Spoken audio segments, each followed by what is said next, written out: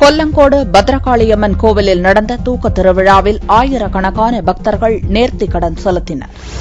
கன்னியாகுமரி மாவட்டம் கொல்லங்கோடு பத்ரகாளியம்மன் கோவிலில் நடக்கும் தூக்க திருவிழா மிகவும் பிரசித்தி பெற்றது. குழந்தை வரம் வேண்டி குழந்தை பெற்றவர்கள் தங்கள் குழந்தைகளை ஒரு வயதுக்கு முன்னதாக கையில் தாங்கியபடி 60 அடி தூக்க மரத்தில் தொங்கி கோவிலை வலம் வந்து நேர்த்திக்கடன் செலுத்துவர். இந்த ஆண்டு திருவிழா திங்களன்று நடந்தது. இவ்விழாவில் பங்கேற்பவர்கள் மருத்துவர் குழு பரிசோதனைக்கு பின்னரே அனுமதிக்கப்படுவர். அவ்வாறு தேர்வு செய்யப்பட்ட 1555 பேர் திங்களன்று நடந்த விழாவில் பங்கேற்றனர். அப்போது பச்சிளங்குழந்தையுடன் 60 அடி தூக்க மரத்தில் தொங்கி கோவிலை வலம் வந்து நேர்த்திக்கடன் செலுத்தினர். குழந்தை இல்லாம இருந்தது எங்களுக்கு.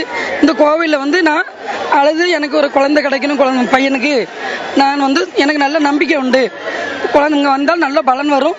அதனால எனக்கு அந்த நம்பிக்கையில் நான் குழந்தைக்கு தூக்கம் கொடுக்கன்னு நேர்ந்திருந்தேன். அதனால இன்னைக்கு நான் தூக்கம் கொடுக்கிறேன் குழந்தைக்கு. திங்களன்று துவங்கிய இந்த நேர்ச்சை விழா செவ்வாயன்று காலை நிறைவடைகிறது. இவ்விழாவில் தமிழகம் மற்றும் கேரள மாநிலத்தைச் சேர்ந்த ஆயிரக்கணக்கான பக்தர்கள் பங்கேற்று சுவாமி தரிசனம் செய்தனர்.